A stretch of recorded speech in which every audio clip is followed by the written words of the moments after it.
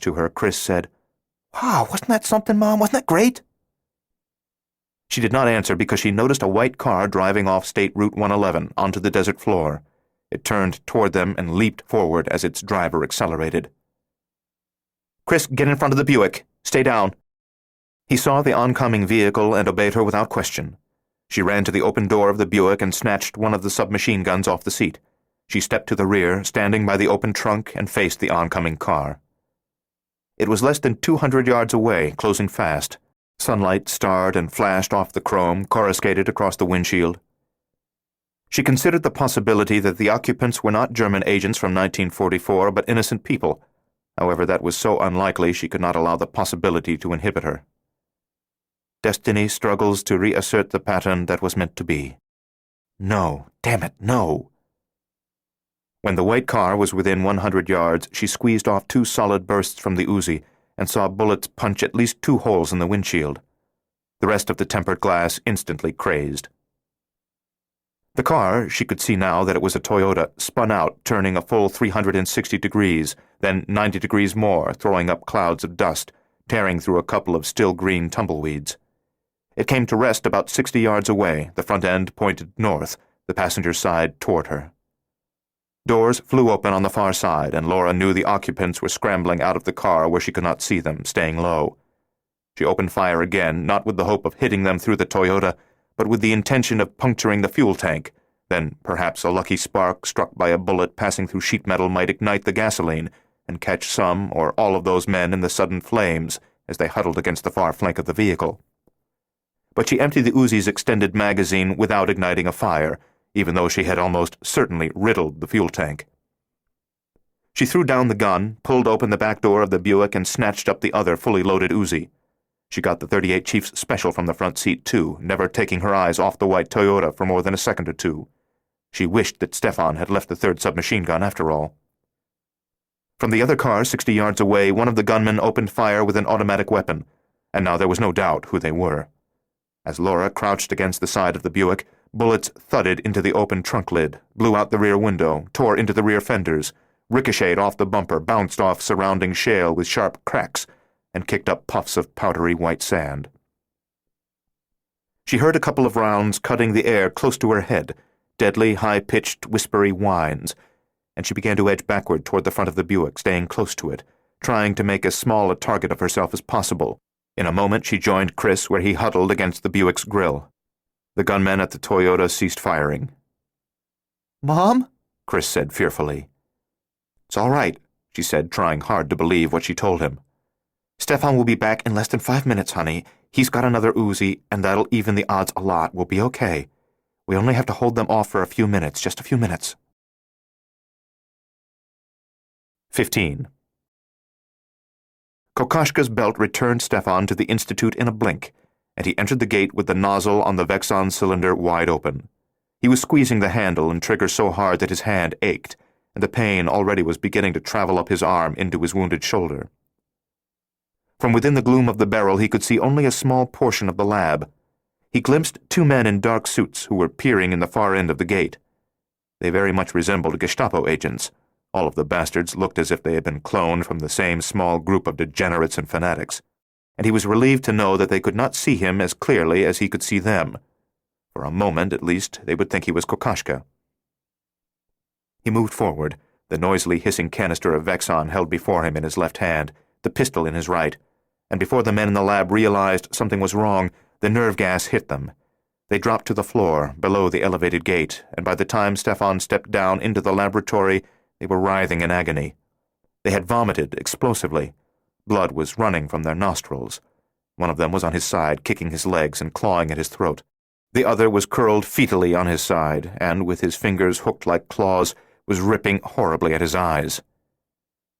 Near the gate programming board, 3 men in lab coats, Stefan knew them, Heppner, Eicher, Schmauser, had collapsed. They tore at themselves as if mad or rabid. All 5 dying men were trying to scream, but their throats had swollen shut in an instant. They were able to make only faint, pathetic, chilling sounds like the mewling of small, tortured animals. Stefan stood among them, physically unaffected but appalled, horrified, and in 30 to 40 seconds they were dead. cruel justice was served in the use of Vexon against these men, for it had been Nazi-sponsored researchers who had synthesized the first nerve gas in 1936, an organophosphorus ester called tabun. Virtually all subsequent nerve gases, which killed by interfering with the transmission of electrical nerve impulses, had been related to that original chemical compound, including Vexon. These men in 1944 had been killed by a futuristic weapon, yet it was a substance that had its origins in their own twisted, death-centered society. Nevertheless, Stefan took no satisfaction from these 5 deaths. He had seen so much killing in his life that even the extermination of the guilty to protect the innocent, even murder in the service of justice, repulsed him. But he could do what he had to do. He put the pistol on a lab bench. He shrugged the Uzi off his shoulder and put that aside as well. From the pocket of his jeans he withdrew a few inches of wire which he used to lock open the trigger on the Vexon. He stepped into the ground-floor corridor and put the canister in the center of that hallway. In a few minutes the gas would spread through the building by way of stairwells, elevator shafts, and ventilation ducts. He was surprised to see that only the night lights illuminated the hallway, and that the other labs on the ground floor appeared to be deserted. Leaving the gas to disperse, he returned to the gate programming board in the main lab to learn the date and time to which Heinrich Kokoschka's homing device had brought him. It was 11 minutes past 9 o'clock on the night of March 16th. This was a piece of singularly good luck. Stefan had expected to return to the Institute at an hour when most of its staff, some of whom began work as early as 6 in the morning, and some of whom stayed as late as 8 o'clock, would be in residence. That would have meant as many as 100 bodies scattered throughout the 4-floor building, and when they were discovered it would be known that only Stefan Krieger, using Kokoschka's belt and penetrating the Institute from the future by way of the gate, could have been responsible. They would realize that he had not come back merely to kill as many of the staff as were on the premises, that he had been up to something else, and they would launch a major investigation to discover the nature of his scheme and undo what damage he had done.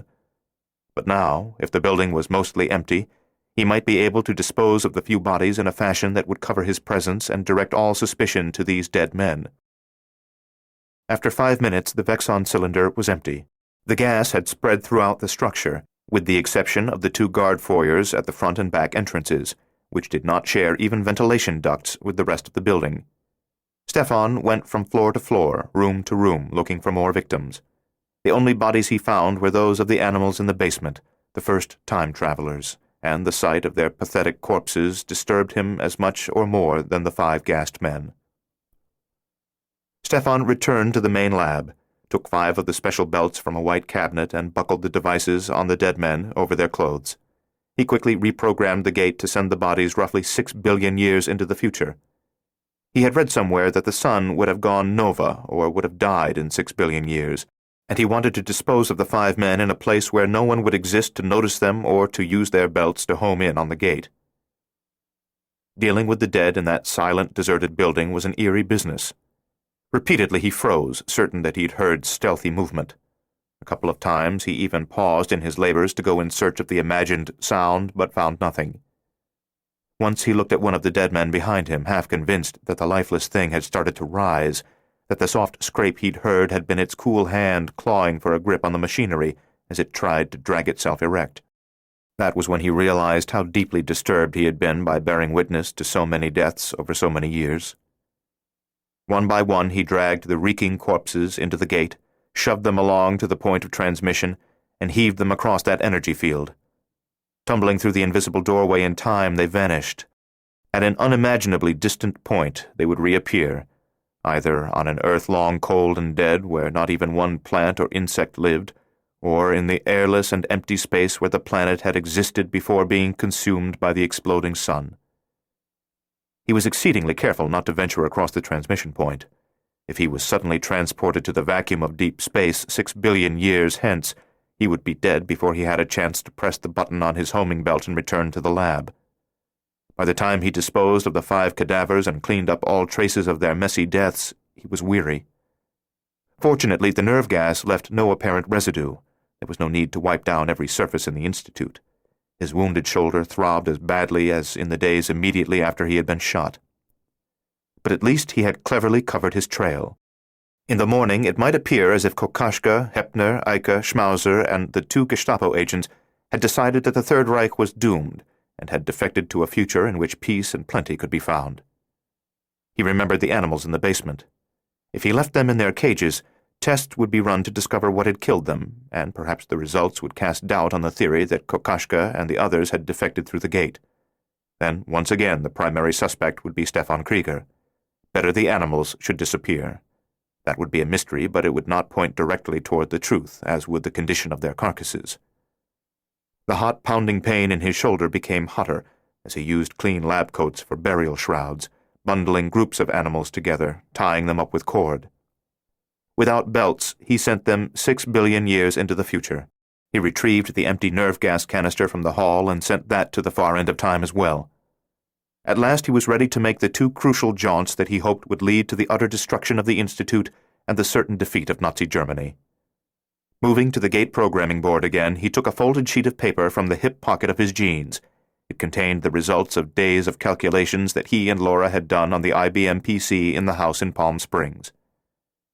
If he had been able to return from 1989 with enough explosives to reduce the Institute to smoldering rubble, he would have done the job himself, right here, right now. However, in addition to the heavy canister of Vexon, the rucksack filled with 6 books, the pistol, and the Uzi, he would have been unable to carry more than 40 or 50 pounds of plastique, which was insufficient to the task. The explosives he had planted in the attic and basement had been removed by Kokoschka a couple of days ago, of course, in local time.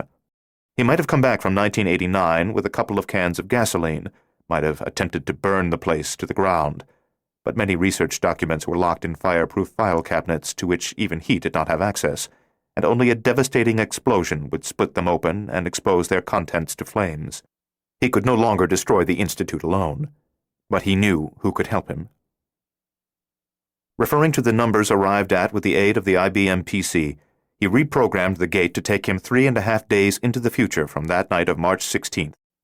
Geographically, he would be arriving on British soil, in the heart of the extensive underground shelters beneath the government offices overlooking St. James's Park by Storey's Gate, where bomb-proof offices and quarters for the Prime Minister and other officials had been constructed during the Blitz, and where the War Room was still located. Specifically, Stefan hoped to arrive in a particular conference room at 7:30 a.m., a jaunt of such precision that only the knowledge and computers available in 1989 could allow the complex calculations to determine the necessary time and space coordinates. Carrying no weapons, taking with him only the rucksack full of books, he entered the gate, crossed the point of transmission, and materialized in the corner of a low-ceilinged conference room in the center of which stood a large table encircled by 12 chairs. 10 of the chairs were empty. Only 2 men were present. The first was a male secretary in a British Army uniform, a pen in one hand and a pad of paper in the other. The second man, engaged in the dictation of an urgent message, was Winston Churchill. 16. As he crouched against the Toyota, Kleitmann decided they could not have been more inappropriately dressed for their mission if they had been made up as circus clowns. The surrounding desert was mostly white and beige, pale pink and peach, with little vegetation and only a few rock formations significant enough to provide cover. In their black suits, as they tried to circle and get behind the woman, they would be as visible as bugs on a wedding cake. Hubach, who had been standing near the front of the Toyota, directing short barrages of automatic fire at the Buick, dropped down. "She's gone to the front of the car with the boy. Out of sight." "Local authorities will show up soon," Brocker said, looking west toward State Route 111, then southwest in the general direction of the patrol car they had blown off the road 4 miles back. "Remove your coats," Kleitmann said, stripping out of his own. "White shirts will blend in with the landscape better. Brocker, you stay here, prevent the bitch from doubling back this way. Von Manstein and Hubach try to circle around on the right side. Stay well apart and don't move from one point of cover until you've picked out the next. I'll go north and east around on the left." "Do we kill her without trying to find out what Krieger is up to?" Brocker asked. "Yes," Kleitmann said at once. "She's too heavily armed to be taken alive. Anyway, I'd bet my honor that Krieger will be coming back to them, returning here through the gate in a few minutes, and we'll be better able to deal with him when he arrives if we've already taken out the woman. Now go! Go!" Hubach, followed a few seconds later by von Manstein, left the cover of the Toyota, staying low, moving fast, and heading south-southeast. Lieutenant Kleitman went north from the Toyota, holding his submachine gun in one hand, running in a crouch, making for the meager cover of a sprawling mesquite bush upon which a few tumbleweeds had gotten hung up. Laura rose slightly and peered around the front fender of the Buick just in time to see two men in white shirts and black trousers sprint away from the Toyota, heading east toward her but also angling to the south, obviously intending to circle behind her. She stood and squeezed off a short burst at the first man, who made for the cover of a tooth-like formation of rock, behind which he safely vanished. At the sound of gunfire, the second man sprawled flat in a shallow depression that did not entirely conceal him, but the angle of fire and the distance made him a hard target. She did not intend to waste any more rounds. Besides, even as she saw where the second man had gone to ground, a third gunman opened fire on her from behind the Toyota. Bullets cracked off the Buick, missing her by inches, and she was forced to drop down again. Stefan would be back in just 3 or 4 minutes. Not long at all, but an eternity. Chris was sitting with his back against the front bumper of the Buick, his knees drawn up against his chest, hugging himself and shaking visibly. "Hang on, kiddo," she said. He looked at her but said nothing. Through all the terrors they had endured in the past couple of weeks, she had not seen him look so dispirited. His face was pale and slack. He realized that this game of hide-and-seek had never been a game at all for anyone but him, that nothing was, in fact, as easy as in the movies, and this frightening perception brought to his gaze a bleak detachment that scared Laura. "Hang on," she repeated, then scrambled past him to the other front fender on the driver's side, where she crouched to study the desert to the north of them. She was worried that other men were circling her on that flank. She could not let them do that because then the Buick would be of no use as a barricade, and there would be no place to run except into the open desert, where they would kill her and Chris within 50 yards. The Buick was the only good cover around. She had to keep the Buick between her and them. She could see no one out there on her north flank. The land was more uneven in that direction, with a few low spines of rock, a few drifts of white sand, and no doubt many man-sized depressions in the desert floor that were not visible from her position, places where a stalker might even now be taking cover. But the only things that moved were 3 dry tumbleweeds. They rolled slowly, erratically, in the mild, inconstant breeze. She slipped past Chris and returned to the other fender in time to see that the 2 men to the south were already on the move again. They were 30 yards south of her, but only 20 yards in front of the Buick, closing with frightening speed. Though the leader was staying low and weaving as he ran, the follower was bolder. Perhaps he thought Laura's attention would be focused on the front man.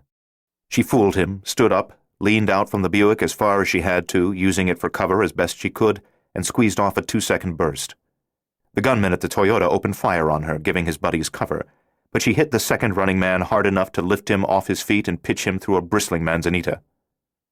Though not dead, he was clearly out of action, for his screams were so shrill and agonized there could be no doubt he was mortally wounded. As she dropped down below the line of fire again, she found that she was grinning fiercely.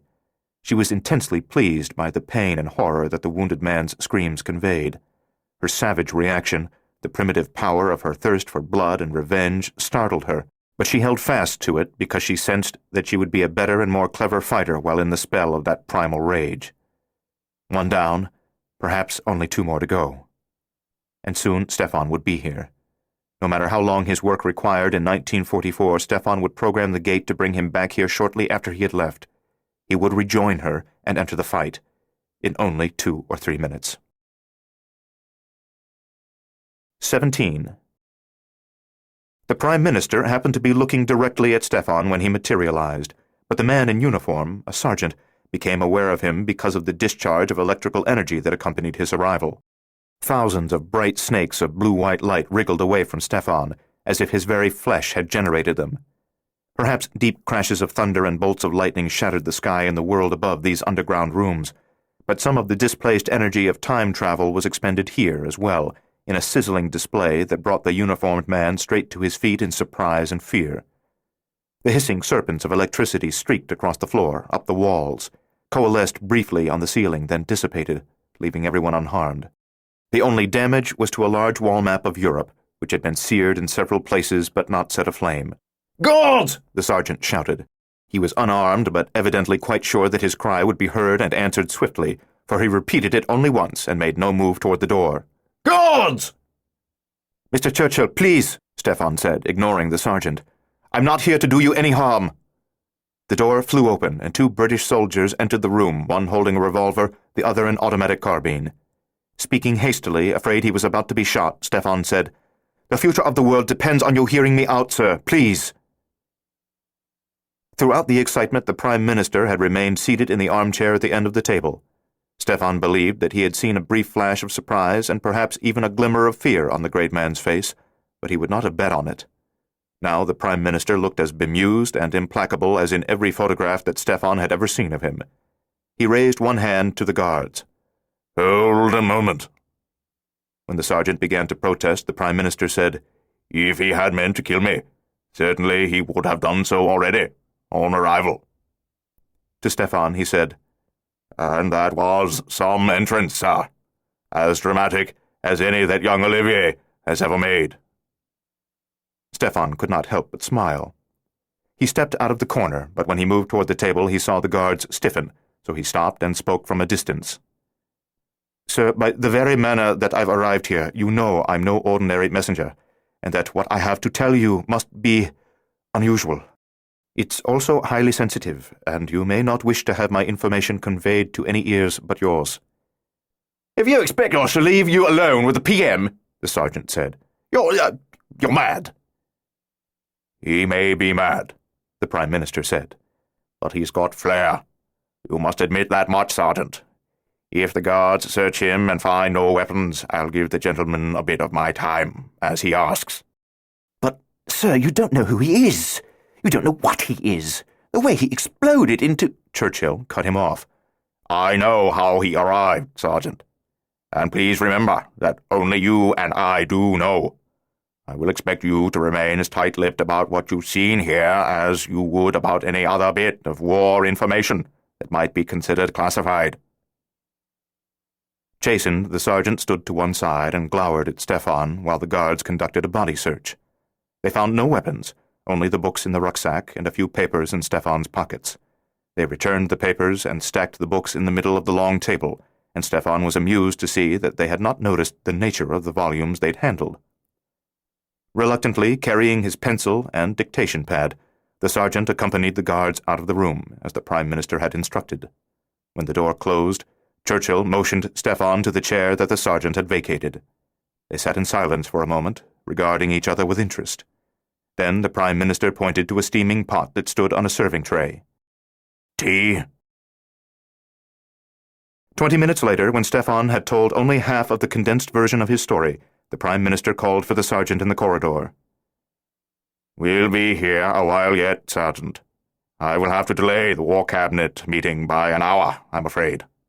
Please see that everyone is informed, and with my apologies." 25 minutes after that, Stefan finished. The Prime Minister asked a few more questions, surprisingly few but well thought and to the heart of the matter. Finally he sighed and said, "It's terribly early for a cigar, I suppose, but I'm in the mood to have one. Will you join me?" "No, thank you, sir."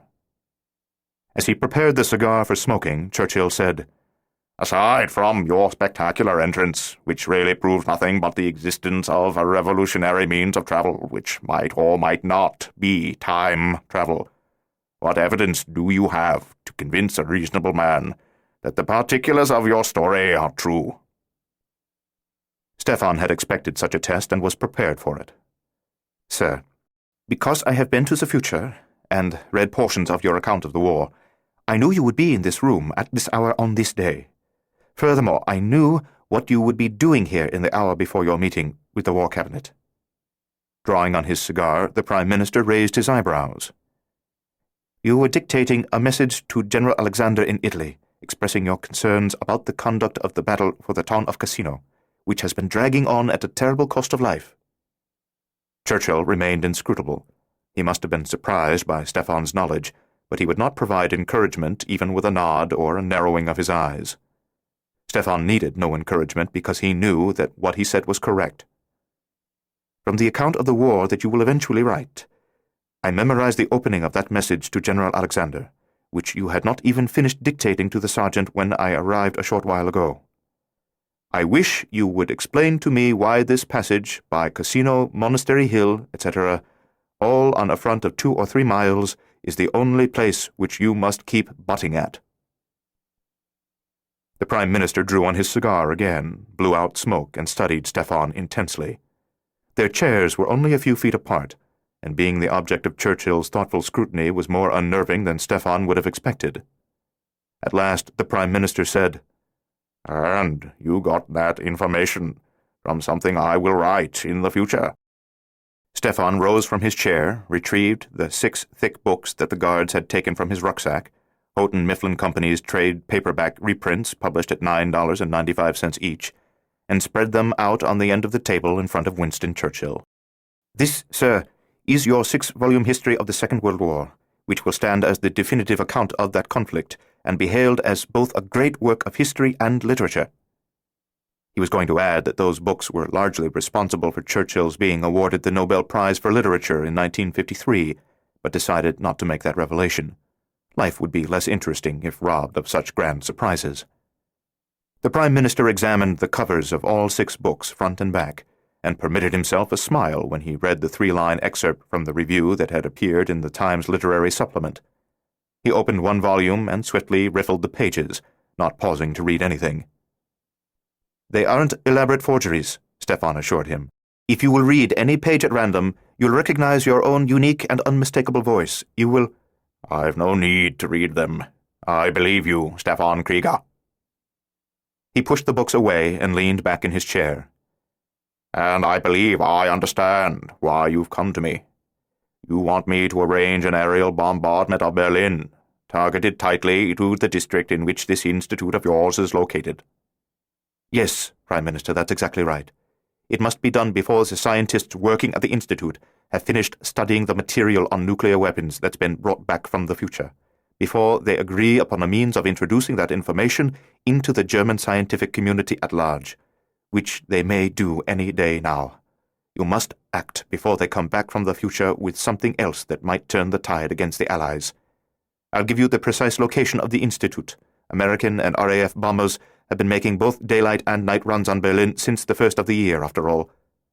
"There has been considerable uproar in Parliament about bombing cities, even enemy cities," Churchill noted. "Yes, but it's not as if Berlin can't be hit. Because of the narrowly defined target, of course, this mission will have to take place in daylight. But if you strike that district, if you utterly pulverize that block—" "Several blocks on all sides of it would have to be reduced to rubble," the Prime Minister said. "We can't strike with sufficient accuracy to surgically remove the buildings on one block alone." "Yes, I understand. But you must order it, sir. More tons of explosives must be dropped on that district, and within the next few days, than will be dropped on any other scrap of land in the entire European theatre at any time in the entire war. Nothing must be left of the Institute but dust." The Prime Minister was silent for a minute or so, watching the thin bluish plume of his cigar smoke, thinking. Finally, "I'll need to consult with my advisers, of course, but I believe the earliest we could prepare and launch the bombardment would be 2 days hence, on the 22nd, but perhaps as late as the 23rd. "I think that'll be soon enough," Stefan said with great relief. "But no later. For God's sake, sir, no later." 18. As the woman crouched by the driver's side fender of the Buick and surveyed the desert to the north of her position, Cleatmon was watching her from behind a tangle of mesquite and tumbleweed. She did not see him. When she moved to the other fender and turned her back to Cleatmon, he got up at once and ran in a crouch toward the next bit of cover, a wind-scalloped knob of rock narrower than he was. The lieutenant silently cursed the bally loafers he was wearing because the soles were too slippery for this kind of action. It now seemed foolish to have come on a mission of assassination dressed like young executives or Baptist ministers. At least the Ray-Bans were useful. The bright sun glared off every stone and slope of drifted sand. Without the sunglasses, he would not have been able to see the ground ahead of him as clearly as he could now, and he certainly would have put a foot wrong and fallen more than once. He was about to dive for cover again when he heard the woman open fire in the other direction. With this proof that she was distracted, he kept going. Then he heard screaming so shrill and ululent that it hardly sounded like the screaming of a man. It was more like the cry of a wild animal gutted by another creature's claws but still alive. Shaken, he took cover in a long, narrow basin of rock that was below the woman's line of sight. He crawled on his belly to the end of that trough and lay there, breathing hard. When he raised his head to bring his eyes up to the level of the surrounding ground, he saw that he was 15 yards directly north of the Buick's rear door. If he could move just a few more yards east, he would be behind the woman, in the perfect position to cut her down. The screaming faded. Figuring that the other man to the south of her would lie low for a while because he would be spooked by the death of his partner, Laura shifted again to the other front fender. As she passed Chris, she said, 2 minutes, baby, 2 minutes at most. Crouching against the corner of the car, she surveyed their north flank. The desert out there still seemed untenanted. The breeze had died, and not even the tumbleweed moved. If there were only 3 of them, they surely would not leave one man at the Toyota while the other 2 tried to circle her from the same direction. If there were only 3, then the 2 on her south side would have split, one of them going north, which meant there had to be a 4th man, perhaps even a 5th out there in the shale and sand and desert scrub to the northwest of the Buick. But where? 19. As Stefan expressed his gratitude to the Prime Minister and got up to leave, Churchill pointed to the books on the table and said, I wouldn't want you to forget those. If you left them behind, what a temptation to plagiarize myself. It's a mark of your character, Stefan said, that you haven't importuned me to leave them with you for that very purpose. Nonsense. Churchill put his cigar in an ashtray and rose from his chair. If I possessed those books now, all written, I'd not be content to have them published just as they are. Undoubtedly, I would find things needing improvement, and I'd spend the years immediately after the war tinkering endlessly with them, only to find, upon completion and publication, that I had destroyed the very elements of them that in your future have made them classics. Stefan laughed. I'm quite serious, Churchill said. You've told me that my history will be the definitive one. That's enough foreknowledge to suit me. I'll write them as I wrote them, so to speak, and not risk second-guessing myself. Perhaps that's wise, Stefan agreed. As Stefan packed the 6 books in the rucksack, Churchill stood with his hands behind his back, rocking slightly on his feet. There are so many things I'd like to ask you about the future that I'm helping to shape. Things that are of more interest to me than whether I will write successful books or not. I really must be going, sir, but— I know, yes, the Prime Minister said. I won't detain you. But tell me at least one thing. Curiosity is killing me. Let's say, well, for instance, what of the Soviets after the war? Stefan hesitated, closed the rucksack, and said, Prime Minister, I'm sorry to tell you that the Soviets will become far more powerful than Britain, rivaled only by the United States. Churchill looked surprised for the first time. That abominable system of theirs will actually produce economic success, abundance? No. Their system will produce economic ruin, but tremendous military power. The Soviets will relentlessly militarize their entire society and eliminate all dissidents. Some say their concentration camps rival those of the Reich. The expression on the Prime Minister's face remained inscrutable, but he could not conceal the troubled look in his eyes. Yet they are allies of ours now. Yes, sir, and without them perhaps the war against the Reich wouldn't have been won. Oh, it would be won, Churchill said confidently, just not as quickly. He sighed. They say politics make strange bedfellows, but the alliances necessitated by war make stranger ones yet. Stefan was ready to depart. They shook hands. Your institute shall be reduced to pebbles, splinters, dust, and ashes, the Prime Minister said. You've my word on that. That's all the assurance I need, Stefan said. He reached beneath his shirt and pushed 3 times on the button that activated the homing belt's link with the gate. In what seemed like the same instant, he was in the Institute in Berlin. He stepped out of the barrel-like gate and returned to the programming board. Exactly 11 minutes had elapsed on the clock since he had departed for those bomb-proof rooms below London. His shoulder still ached, but the pain had not increased.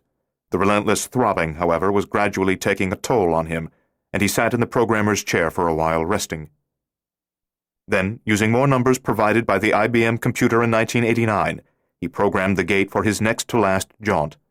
This time he would go 5 days into the future, arriving at 11 o'clock at night, March 21st, in other bomb-proof underground quarters, not in London, but in his own city of Berlin. When the gate was ready, he entered it, taking no weapons. This time he did not take the 6 volumes of Churchill's history either. When he crossed the point of transmission inside the gate, the familiar unpleasant tingle passed inward from his skin, through his flesh, into his marrow, then instantly back out again from marrow to flesh to skin. The windowless subterranean room in which Stefan arrived was lit by a single lamp on the corner desk, and briefly by the crackling light he brought with him. In that weird glow, Hitler was clearly revealed. 20. 1 minute. Laura huddled with Chris against the Buick. Without shifting her position, she looked first toward the south where she knew one man was hiding, then to the north where she suspected that other enemies lay concealed. A preternatural calm had befallen the desert. Windless, the day had no more breath than a corpse. The sun had shed so much of itself upon the arid plain that the land seemed as full of light as the sky. At the far edges of the world, the bright heavens blended into the bright earth with so little demarcation that the horizon effectively disappeared. Though the temperature was only in the high 70s, everything, every bush and rock and weed and sweep of sand, appeared to have been welded by the heat to the object beside it. 1 minute. Surely only a minute or less remained until Stefan would return from 1944, and somehow he would be of great help to them, not only because he had an Uzi, but because he was her guardian. Her guardian. Although she understood his origins now and was aware that he was not supernatural, in some ways he remained for her a figure larger than life, capable of working wonders. No movement to the south. No movement to the north. "They're coming," Chris said. "We'll be okay, honey," she said softly. However, her heart not only raced with fear, but ached with a sense of loss, as if she knew on some primitive level that her son, the only child she could ever have, the child who had never been meant to live, was already dead. Not because of her failure to protect him so much as because destiny would not be thwarted. No, damn it, no. She would beat fate this time. She would hold on to her boy. She would not lose him as she had lost so many people she had loved over the years. He was hers. He did not belong to destiny. He did not belong to fate. He was hers. He was hers. "We'll be okay, honey." Only half a minute now. Suddenly she saw movement to the south. 21. In the private study of Hitler's Berlin bunker, the displaced energy of time travel hissed and squirmed away from Stefan in snakes of blazing light, tracing hundreds of serpentine paths across the floor and up the concrete walls, as it had done in the subterranean conference room in London.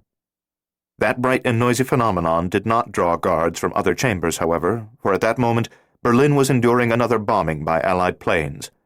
The bunker shook with the impact of blockbusters in the city far above, and even at that depth the thunder of the attack masked the particular sounds of Stefan's arrival. Hitler turned in his swivel chair to face Stefan. He showed no more surprise than Churchill, though of course he knew about the work of the Institute as Churchill had not, and he understood at once how Stefan had materialized within these private quarters. Furthermore, he knew Stefan both as the son of a loyal and early supporter and as an SS officer who had worked long for the cause. Though Stefan had not expected to see surprise on Hitler's face, he had hoped to see those vulturine features twist with fear.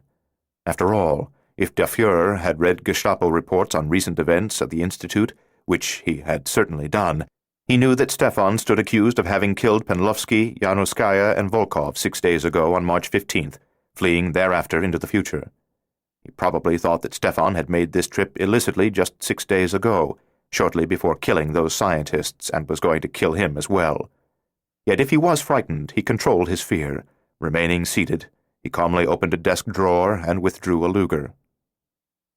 Even as the last of the electricity discharged, Stefan threw his arm forth in the Nazi salute, and said with all the false passion he could muster, "Heil Hitler!" To prove quickly that his intentions were not hostile, he dropped to one knee as if genuflecting before the altar of a church and bowed his head, making of himself an easy and unresisting target.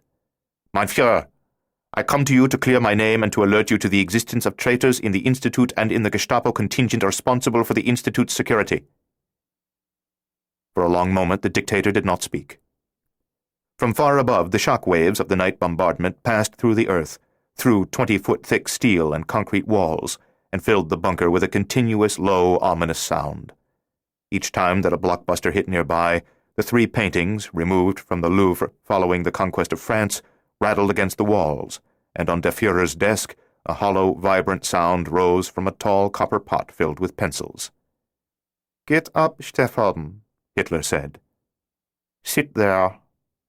He indicated a maroon leather armchair, one of only 5 pieces of furniture in the cramped, windowless study. He put the Luger on his desk, but within easy reach. "Not just for your honor, but for your father's honor, and that of the SS as well. I hope you're as innocent as you claim."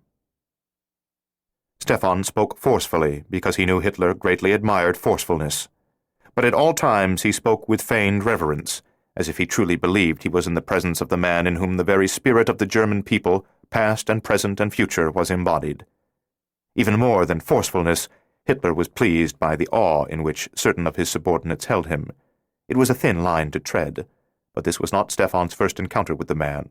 He'd had some practice ingratiating himself with this megalomaniac, this viper cloaked in a human disguise.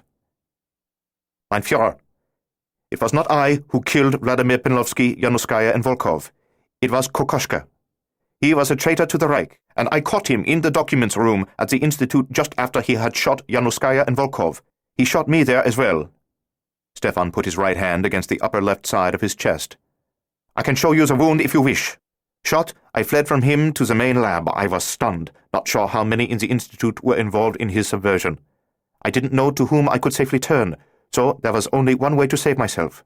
I fled through the gate to the future before Kokoschka could catch me and finish me off." "Colonel Kokoschka's report tells a quite different story. He said that he shot you as you fled through the gate, after you had killed Penlovsky and the others." "If that were so, mein Führer, would I have returned here to attempt to clear my name?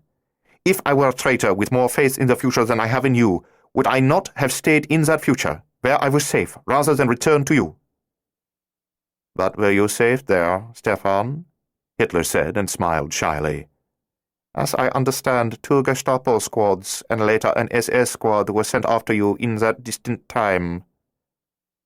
Stefan was jolted by the mention of an SS squad because he knew it must have been the group that arrived in Palm Springs less than an hour before he left, the group that had occasioned the lightning in the clear desert sky. He was suddenly more worried for Laura and Chris than he had been, because his respect for the dedication and murderous abilities of the SS was far greater than that with which he regarded the Gestapo. He also realized Hitler had not been told that the Gestapo squads had been outgunned by a woman. He thought Stefan had gone up against them himself, not realizing that Stefan had been comatose throughout those encounters. That played into the lies that Stefan intended to tell, so he said, "My Führer, I dealt with those men when they came after me, yes, and did so in good conscience, because I knew they were all traitors to you, intent on killing me so that I would not be able to return to you and warn you of the nest of subversives who were and still are at work within the Institute. Kokoschka has since vanished, am I correct? And so have 5 other men at the Institute, as I understand. They had no faith in the future of the Reich, and fearing that their roles in the murders of March 15th would soon be revealed, they fled to the future to hide in another era." Stefan paused to let what he had said sink in. As the explosions far overhead subsided and a lull developed in the bombardment, Hitler studied him intently. This man's scrutiny was every bit as direct as that of Winston Churchill, but there was none of the clean, straightforward man-to-man assessment in it that had marked the Prime Minister's attitude. Instead, Hitler appraised Stefan from the perspective of a self-appointed god, viewing one of his own creations for indications of a dangerous mutation. And this was a malign god who had no love for his creatures. He loved only the fact of their obedience. At last, Der Führer said, "If there are traitors at the Institute, what is their goal?" "To mislead you," Stefan said. "They are presenting you with false information about the future in hopes of encouraging you to make serious military blunders.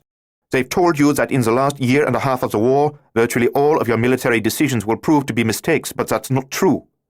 As the future stands now, you will lose the war by only the thinnest of margins. With but a few changes in your strategies, you can win." Hitler's face hardened, and his eyes narrowed, Not because he was suspicious of Stefan, but because suddenly he was suspicious of all those at the Institute who had told him he would make fatal military misjudgments in the days ahead. Stefan was encouraging him to believe again in his infallibility, and the madman was only too eager to trust once more in his genius. "With a few small changes in my strategies?" Hitler asked. "And what might those changes be?" Stefan quickly summarized 6 alterations in military strategy that he claimed would be decisive in certain key battles to come. In fact, those changes would make no difference to the outcome, and the battles of which he spoke were not to be the major engagements of the remainder of the war. But der Fuhrer wanted to believe that he had been very nearly a winner rather than a certain loser, and now he seized upon Stefan's advice as the truth, for it suggested bold strategies only slightly different from those the dictator would have endorsed himself. He rose from his chair and paced the small room in excitement. "From the first reports presented to me by the Institute, I felt there was a wrongness in the future they portrayed.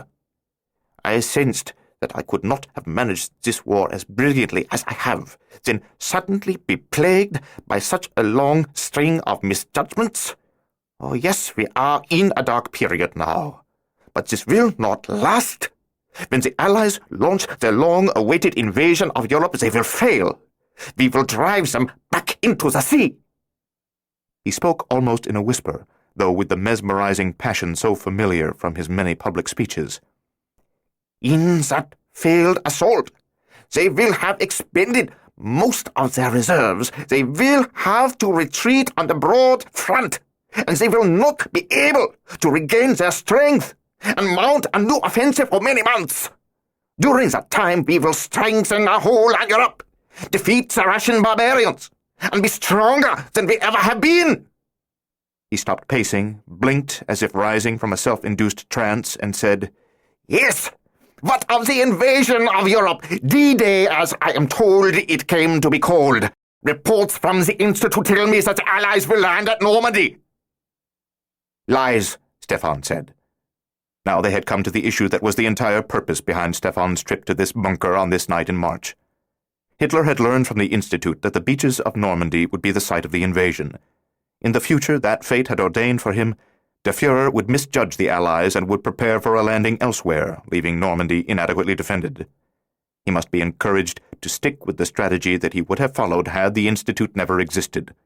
He must lose the war as fate intended, and it was up to Stefan to undermine the influence of the Institute and thereby assure the success of the Normandy invasion. 22. Crichton had managed to ease a few more yards east, past the Buick, outflanking the woman. He lay prone behind a low spine of white rock veined with pale blue quartz, waiting for Hubach to make a move on the south of her. When the woman was thus distracted, Crichton would spring from concealment and close on her, firing the Uzi as he ran. He would cut her to pieces before she even had a chance to turn and see the face of her executioner. "Come on, Sergeant. Don't huddle out there like a cowardly Jew," Crichton thought savagely. "Show yourself. Draw her fire." An instant later, Hubach broke from cover, and the woman saw him running. As she focused on Hubach, Crichton leaped up from behind the quartz-veined rock. 23. Leaning forward in the leather armchair in the bunker, Stefan said, "Lies, all lies, my Führer. This attempt to misdirect you toward Normandy is the key part of the plot by the subversives at the Institute. They want to force you to make the sort of major mistake that you're not really destined to make. They want you to focus on Normandy, when the real invasion will come at Calais," Hitler said. "Yes, I have believed it will be in the area of Calais, farther north than Normandy. They will cross the channel where it is narrowest." "You're correct, my Führer," Stefan said. "Troops will be put ashore at Normandy on June 7th. Actually, it would be June 6th, but the weather would be so bad on the 6th that the German High Command would not believe the Allies capable of conducting the operation in such rough seas. But that will be a minor force, a diversion to pull your elite panzer divisions to the Normandy coast, where the real front subsequently opens near Calais." This information played to all of the dictator's prejudices and to his belief in his own infallibility. He returned to his chair and thumped his desk with one fist. "This has the feel of reality, Stefan. But I have seen documents Selected pages from the histories of the war that were brought back from the future. Forgeries, Stefan said, counting on the man's paranoia to make the lie seem plausible. Rather than show you the real documents from the future, they created forgeries to mislead you. With luck, Churchill's promised bombardment of the Institute would take place tomorrow, eradicating the gate, everyone who knew how to recreate the gate, and every scrap of material that had been brought back from the future. Then Der Fuhrer would never have the opportunity to conduct a thorough investigation to test Stefan's truthfulness. Hitler sat in silence for perhaps a minute, staring at the Luger on his desk, thinking intently. Overhead the bombing began to escalate once more, rattling the paintings on the walls and the pencils in the copper pot. Stefan waited anxiously to discover if he would be believed. "How have you come to me?" Hitler asked. "How could you use the gate now? I mean, it has been so closely guarded since the defection of Kokoschka and the other 5. "I didn't come to you by way of the gate," Stefan said. "I came to you straight from the future, using only the time travel belt." This was the boldest lie of all, for the belt was not a time machine, only a homing device that could do nothing but bring the wearer back to the Institute. He was counting on the ignorance of politicians to save him. They knew a little bit about everything that was done under their rule, but there were no matters that they understood in depth. Hitler knew of the gate and of the nature of time travel, of course, but perhaps only in a general sense. He might lack knowledge of most of the details, such as how the belts actually functioned. If Hitler realized that Stefan had come from the Institute after returning there with Kokoschka's device, he would know that Kokoschka and the other 5 had been dispatched by Stefan and had not been defectors after all, at which point the entire elaborate tale of conspiracy would collapse, and Stefan would be a dead man. Frowning, the dictator said, "You used the belt without the gate. Is that possible?" Dry-mouthed with fear, but speaking with conviction, Stefan said, "Oh yes, my Führer. It is quite simple to adjust the belt and use it not merely to home in on the beacon of the gate, but to skip through time as one wishes. And we are fortunate that such is the case, for otherwise, if I'd had to return to the gate to get here, I would have been stopped by the Jews who control it." "Jews?" Hitler said, startled. "Yes, sir. The conspiracy within the Institute is organized, I believe, by staff members who have Jewish blood but have concealed their heritage."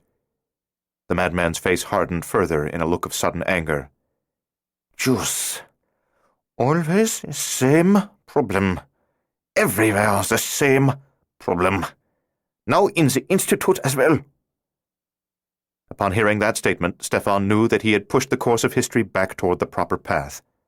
Destiny struggles to reassert the pattern that was meant to be. 24.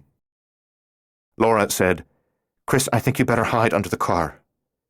Even as she spoke, the gunman to the southwest of her rose from concealment and sprinted along the edge of the arroyo, angling toward her and toward the meager cover offered by another low dune. She leaped to her feet, confident that the Buick would shelter her from the man at the Toyota, and opened fire. The first dozen rounds kicked up sand and chips of shale at the running man's heels, but then the bullets caught up with him, tearing into his legs. He went down screaming and was hit on the ground as well. He rolled twice and fell over the edge of the arroyo to the floor 30 feet below. Even as the gunman slipped over that brink, Laura heard automatic fire, not from the Toyota, but behind her. Before she could turn to meet the threat, she took several bullets in the back and was thrown forward, face down on the hard shale. 25. "Jews," Hitler said again, angrily. Then, "What of this nuclear weapon that they say may win the war for us?" "Another lie, my Führer. Though many attempts to develop such a weapon were made in the future, there were never any successes. This is a fantasy the conspirators have created to further misdirect the resources and energies of the Reich." A rumbling came through the walls, as if they were not underground but suspended high in the heavens in a thunderstorm. The heavy frames of the paintings thumped against the concrete. The pencils jiggled in the copper pot. Hitler met Stefan's eyes and studied him for a long time. Then, "I suppose that if you were not loyal to me, you'd simply have come armed and would have killed me the instant you arrived." He had considered doing just that, for only in killing Adolf Hitler might he expunge some of the stain on his own soul. But that would have been a selfish act, for by killing Hitler he would have radically changed the course of history and would have put the future as he knew it at extreme risk. He could not forget that his future was also Laura's past. If he meddled sufficiently to change the series of events that fate ordained, perhaps he would change the world for the worse in general, and for Laura in particular. What if he killed Hitler here and, upon returning to 1989, found a world so drastically altered that for some reason Laura had never even been born? He wanted to kill this snake in human skin, but he could not take the responsibility for the world that might follow. Common sense said that only a better world could result, but he knew that common sense and fate were mutually exclusive concepts. "Yes," he said. "Had I been a traitor, my Fuhrer, I could have done just that. And I worry that the real traitors at the Institute may sooner or later think of just such a method of assassination." Hitler paled. "Tomorrow I shut the Institute down. The gate will be closed until I know the staff is purged of traitors." Churchill's bombers may beat you to the punch, Stefan thought. "We will win, Stefan, and we'll do so by retaining faith in our great destiny, not by playing fortune-teller. We will win because it is our fate to win." "It's our destiny," Stefan agreed. "We are on the side of truth." Finally, the madman smiled. Overcome by a sentimentality that was strange because of the extremely sudden change of mood, Hitler spoke of Stefan's father, Franz, and the early days in Munich, the secret meetings in Anton Drexler's apartment, the public meetings at the beer halls, the Hofbrauhaus and Eberbrau. Stefan listened for a while, pretending to be enthralled, but when Hitler expressed his continued and unshakable faith in the son of Franz Krieger, Stefan seized the opportunity to leave. "And I, my Fuhrer, have undying faith in you and will be forever your loyal disciple." He stood, saluted the dictator, put one hand under his shirt to the button on the belt, and said, "Now I must return to the future, for I've more work to do on your behalf." "Go?" Hitler said, rising from the desk chair. "But I thought you'd stay now in your own time. Why go there now, that you've cleared your name with me?" "I think I may know where the traitor Kokoschka has gone, in what corner of the future he's taken refuge. I've got to find him, bring him back. For perhaps only Kokoschka knows the names of the traitors at the Institute and can be made to reveal them." He saluted quickly, pushed the button on the belt, and left the bunker before Hitler could respond. He returned to the Institute on the night of March 16th, the night that Kokoschka had set out for the San Bernardinos in pursuit of him, never to return. To the best of his ability, he had arranged for the destruction of the Institute and had almost ensured Hitler's distrust of any information that came from it. He would have been exhilarated if he had not been so worried about the SS squad that apparently was stalking Laura in 1989. At the programming board, he entered the computer-derived numbers for the last jaunt that he would ever make, to the desert outside of Palm Springs, where Laura and Chris waited for him on the morning of January 25th, 1989. 26. Even as she fell to the ground, Laura knew that her spinal column had been severed or shattered by one of the bullets, for she felt no pain whatsoever, nor any sensation of any kind in any part of her body below the neck. Destiny struggles to reassert the pattern that was meant to be. The gunfire ceased. She could move only her head, and only enough to turn and see Chris on his feet in front of the Buick, as paralyzed by terror as she was by the bullet that had cracked her spine. Beyond the boy, hurrying toward them from the north, only 15 yards away, was a man in sunglasses, a white shirt and black slacks, carrying a submachine gun. "Chris," she said thickly. "Run! Run!"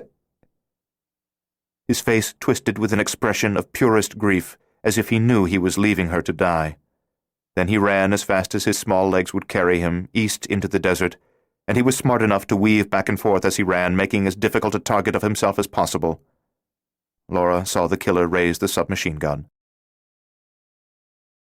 In the main lab, Stefan opened the hinged panel that covered the automatic jaunt recorder. A spool of 2-inch-wide paper indicated that tonight's uses of the gate had included a jaunt to January 10th, 1988, which was the trip Heinrich Kokoschka had made to the San Bernardinos when he had killed Danny Packard. The tape additionally recorded 8 trips to the year AD 6 billion, the 5 men and 3 bundles of lab animals. Also noted were Stefan's own jaunts to March 20th, 1944, with the latitudes and longitudes of the bomb-proof underground facility near St. James's Park in London, to March 21st, 1944, with the precise latitudes and longitudes of Hitler's bunker, and the destination of the jaunt that he had just programmed but not yet made, Palm Springs, January 25th, 1989. He tore the tape, pocketed the evidence, and respooled the blank paper. He'd already set the programming board clocks to clear themselves and reset to 0 when he passed through the gate. They would know someone had tampered with the records, but they would think it had been Kokoschka and the other defectors covering their trail. He closed the panel and strapped on the backpack that was filled with Churchill's books. He slipped the strap of the Uzi over his shoulder and picked up the silencer-fitted pistol from the lab bench. He quickly scanned the room to see if he had left anything behind that might betray his presence here tonight. The IBM printouts were folded away in the pockets of his jeans again. The Vexon cylinder had long ago been sent into a future where the sun was dead or dying. As far as he could see, he had overlooked nothing.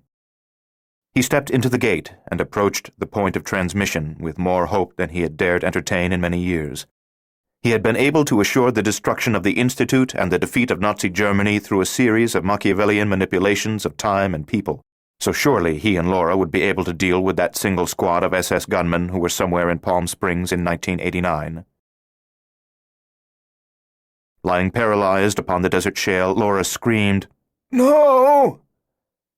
The word came out as a whisper, for she didn't have the strength or lung power to make more of it. The submachine gun opened fire on Chris, and for a moment she was sure that the boy was going to weave his way out of range, which was a last desperate fantasy, of course, because he was only a small boy, such a very small boy, with short legs, and he was well within range when the bullets found him, stitching a pattern across the center of his frail back, pitching him into the sand where he lay motionless in spreading blood. All the unfelt pain of her ruined body would have been as a pinprick compared to the anguish that wrenched her at the sight of her little boy's lifeless body. Through all the tragedies of her life she had known no pain to equal this. It was as if all the losses she had experienced, the mother she had never known, her sweet father, Nina Dockweiler, gentle Ruthie, and Danny, for whom she would gladly have sacrificed herself, were manifested again in this new brutality that fate insisted she endure. So she felt not only the shattering grief at Chris's death, but felt anew the terrible agony of all the deaths that had come before it. She lay paralyzed and unfeeling, but in torment, spiritually lacerated, at last emotionally broken on that hateful wheel of fate, no longer able to be brave, no longer able to hope or care. Her boy was dead. She had failed to save him, and with him all prospects of joy had died. She felt horribly alone in a cold and hostile universe, and all she hoped for now was death, emptiness, infinite nothingness, and at last an end to all loss and grief. She saw the gunman approaching her. She said, "Kill me. Please, kill me. Finish me." But her voice was so faint that he probably did not hear her. What had been the point of living? What had been the point of enduring all the tragedies that she had endured? Why had she suffered and gone on with life if it was all to end like this? What cruel consciousness lay behind the workings of the universe that it could even conceive of forcing her to struggle through a troubled life that turned out, in the end, to have no apparent meaning or purpose? Christopher Robin was dead. She felt hot tears spilling down her face, but that was all she could feel physically. That and the hardness of the shale against the right side of her face.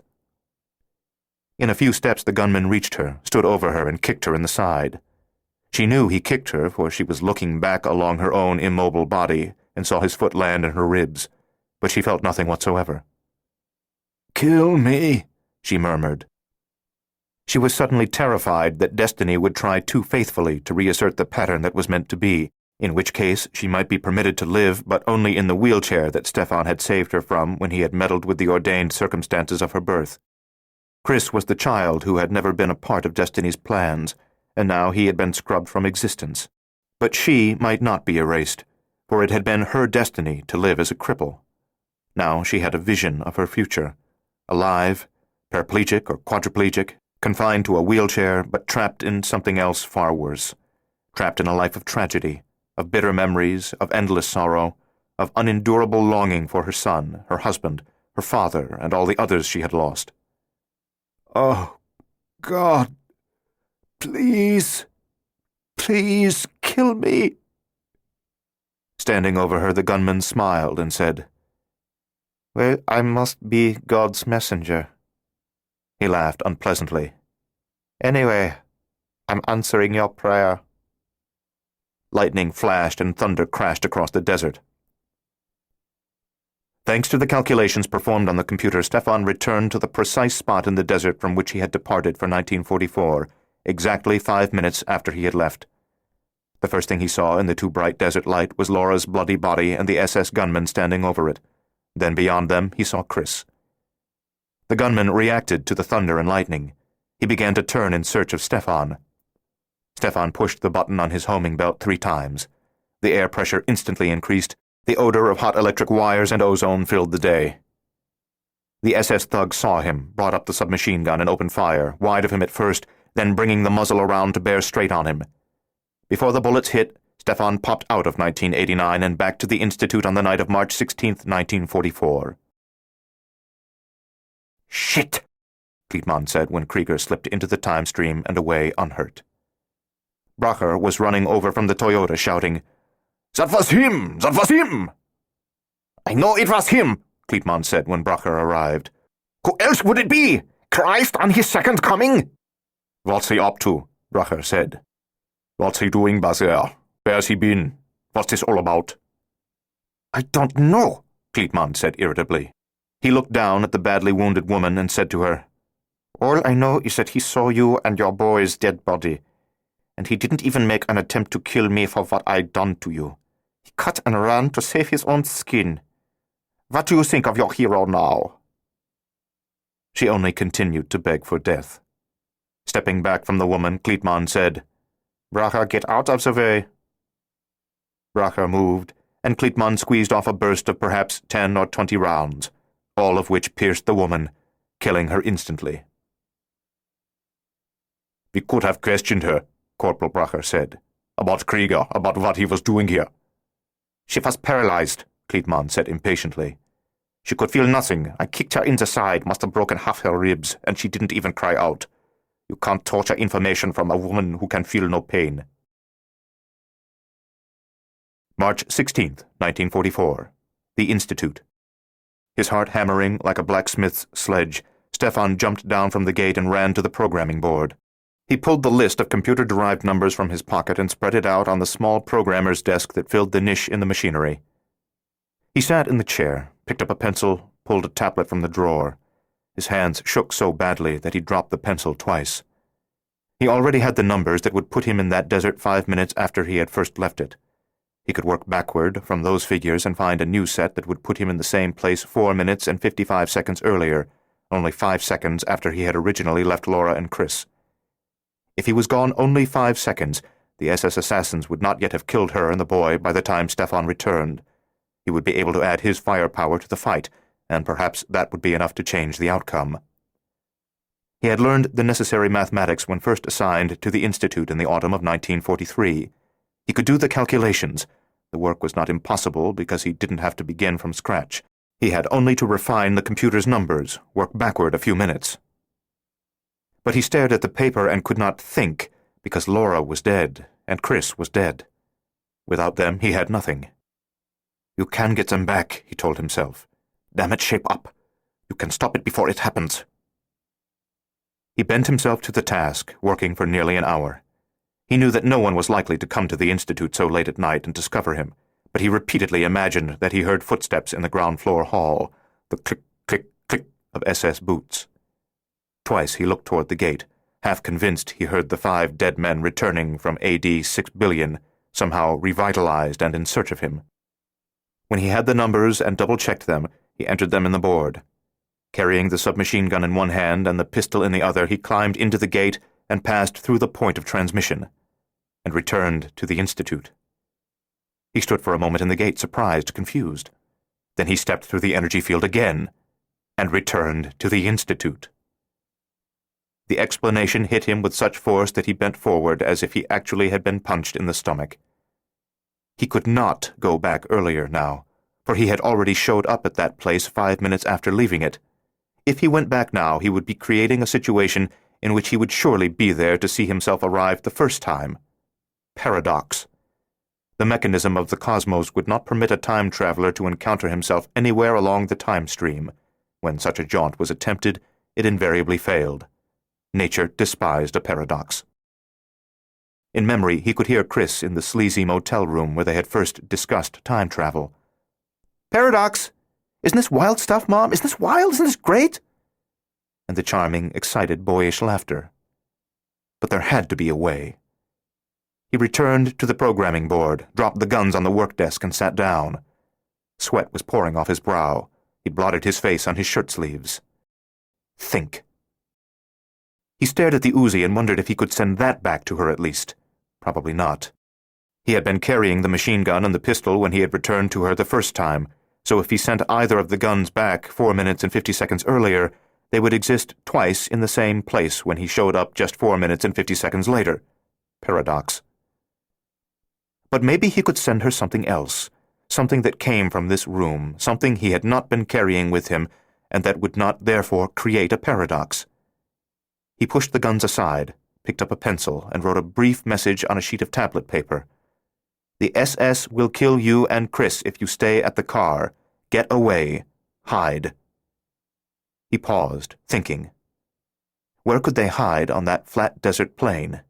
He wrote, "Maybe in the Arroyo." He tore the sheet of paper from the tablet.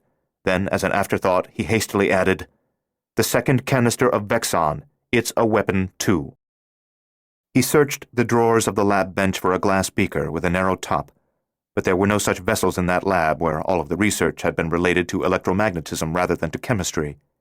He went down the hall, searching through other labs until he found what he needed.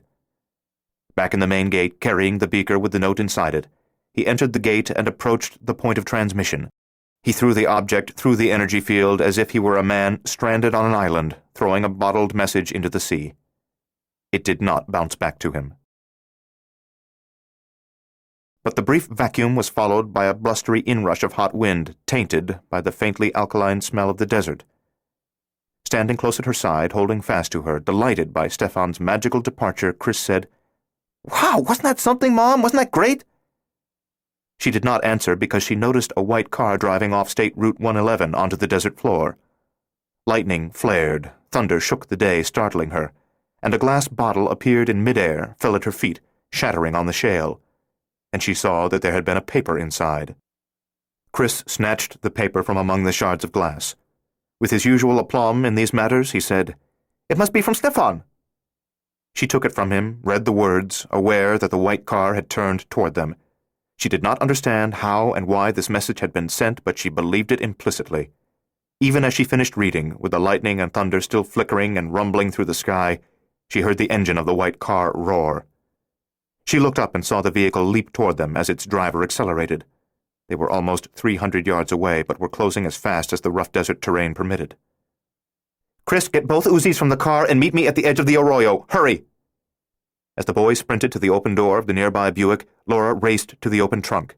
She grabbed the canister of Vexon, lifted it out, and caught up with Chris before he had reached the brink of the deep, naturally carved water channel, which was a raging river during a flash flood, but dry now. The white car was less than 150 yards away. "Come on," she said, leading him eastward along the brink. "We've got to find a way down into the Arroyo." The walls of the channel sloped slightly to the bottom, 30 feet below, but only slightly. They were carved by erosion, filled with miniature vertical channels leading down to the main channel, some as narrow as a few inches, some as wide as 3 and 4 feet. During a rainstorm, water poured off the surface of the desert, down those gullies to the floor of the Arroyo, where it was carried away in great surging torrents. In some of the downsloping drains, the soil had washed away to reveal rocks here and there that would impede a swift descent, while others were partially blocked by hardy mesquite bushes that had taken root in the very wall of the Arroyo. Little more than 100 yards away, the car strayed off the shale into sand that pulled at the tires and slowed it down. When Laura had gone only 20 yards along the edge of the Arroyo, she discovered a wide channel leading straight down to the floor of that dry river, unobstructed by rocks or mesquite. What lay before her was essentially a 4-foot-wide, 30-foot-long, water-smoothed dirt slide. She dropped the canister of Vexon into that natural run, and it slipped down halfway before halting. She took one of the Uzis from Chris, turned to the approaching car, which was now about 75 yards away, and opened fire. She saw bullets punch at least 2 holes in the windshield, the rest of the tempered glass instantly crazed. The car, she could now see that it was a Toyota, spun out, turning a full 360 degrees, then 90 degrees more, throwing up clouds of dust, tearing through a couple of still green tumbleweeds. It came to rest about 40 yards from the Buick, 60 yards from her and Chris. The front end pointed north. Doors flew open on the far side. Laura knew the occupants were scrambling out of the car where she would not see them, staying low. She took the other Uzi from Chris and said, "Into the slide, kiddo. When you reach the canister of gas, push it ahead of you all the way to the bottom." He went down the wall of the arroyo, pulled most of the way by the force of gravity, but having to scoot along a couple of times when friction stopped him. It was exactly the kind of daredevil stunt that would have raised a mother's ire under other circumstances, but now she cheered him on. She pumped at least 100 rounds into the Toyota, hoping to pierce the fuel tank and set off the gasoline with a bullet-made spark, roasting the bastards as they huddled against the far side, but she emptied the magazine without the desired result. When she stopped shooting, they took a crack at her. She did not stay long enough to give them a target. With the second Uzi held before her in both hands, she sat on the edge of the arroyo and shoved off into the slide that Chris had already used. In seconds, she was at the bottom. Dry tumbleweeds had blown down to the floor of the gulch from the desert above. Gnarled driftwood, some time-grayed lumber washed from the distant ruins of an old desert shack, and a few stones littered with powder-soft soil that formed the bed of the arroyo. None of those things offered a place to hide or protection from the gunfire that would soon be directed down at them. "Mom?" Chris said, meaning, "What now?" The arroyo would have scores of tributaries spread out across the desert, and many of those tributaries would have tributaries of their own. The drainage network was like a maze. They could not hide in it forever, but perhaps by putting a few branches of the system between themselves and their pursuers, they would gain time to plan an ambush. She said, "Run, baby. Follow the main arroyo, take the first right-hand branch you come to, and wait there for me." "What are you going to do?" "I'll wait for them to look over the edge up there," she said, pointing to the top of the Palisades. "Then pick them off if I can. Now go, go!" He ran. Leaving the canister of Vexon in plain sight, Laura returned to the wall of the arroyo down which they'd slid. She went into a different vertical channel, however, one that was carved deeper into the wall, had less of a slope, and was half blocked at its midpoint by a mesquite bush. She stood in the bottom of that deep hollow, confident that the bush overhead blocked their view of her from the desert above. To the east, Chris vanished around a turn into a tributary of the main channel. A moment later she heard voices. She waited, giving them time to feel confident that both she and Chris were gone. Then she stepped out from the erosion channel in the arroyo wall, turned, and swept the top of the cliff with bullets. 4 men were there, peering down, and she killed the first 2, but the third and fourth leaped backward out of sight before the arc of fire reached them. One of the bodies lay at the top of the arroyo wall, one arm and leg over the brink. The other fell all the way to the floor of the channel, losing his sunglasses on the way. March 16th, 1944, The Institute. When the bottle with the message did not bounce back to him, Stefan was reasonably confident that it had reached Laura before she had been killed, only seconds after he had first departed for 1944. Now he returned to the programmer's desk and set to work on the calculations that would return him to the desert a few minutes after his previous arrival there. He could make that trip because he would be arriving subsequent to his previous hasty departure, and there would be no possibility of encountering himself, no paradox. Again, the calculations were not terribly difficult because he needed only to work forward from the numbers that the IBM PC had provided him. Though he knew that the time he spent here was not passing in equal measure in the desert of 1989, he was eager to rejoin Laura nevertheless. Even if she had taken the advice of the message in the bottle, even if the future he had seen had been changed and she was still alive, she would have to deal with those SS gunmen, and she would need help. In 40 minutes he had the numbers that he required, and he reprogrammed the gate. Again he opened the panel on the jaunt recorder and tore the evidence off that spool of paper. Carrying the Uzi and the pistol, gritting his teeth as the dull throbbing of his half-healed shoulder grew worse, he entered the gate. Lugging both the Vexon canister and the Uzi, Laura joined Chris in the narrower tributary off the main channel, about 60 feet from the point at which they had descended into the system. Crouching at the corner formed by the 2 earth walls, she looked back into the primary arroyo from which she had come. On the desert above, one of the surviving assassins shoved the dangling corpse off the brink into the deep gulch, apparently to see if she was still immediately below them and if she would be tricked into opening fire. When there was no fire, the two survivors became bolder. One lay at the brink with a submachine gun, covering the other man while he slid down. Then the first gunman covered the second's descent. When the second man joined the first, Laura stepped boldly around the corner and squeezed off a 2-second burst. Both of her pursuers were so startled by her aggressiveness that they did not return fire but threw themselves toward the deep vertical erosion channels in the arroyo wall, seeking shelter there as she had sheltered while waiting for the opportunity to shoot them off the top of the cliff. Only one of them made it to cover. She blew the other one away. She stepped back around the corner, picked up the cylinder of nerve gas, and said to Chris, "Come on, let's hustle." As they ran along the tributary, seeking yet another branch in the maze, lightning and thunder split the blue sky above. "Mr. Krieger," Chris said. He returned to the desert 7 minutes after he had originally departed for his meetings with Churchill and Hitler in 1944, just 2 minutes after his initial return when he had seen Laura and Chris dead at the hands of SS gunmen.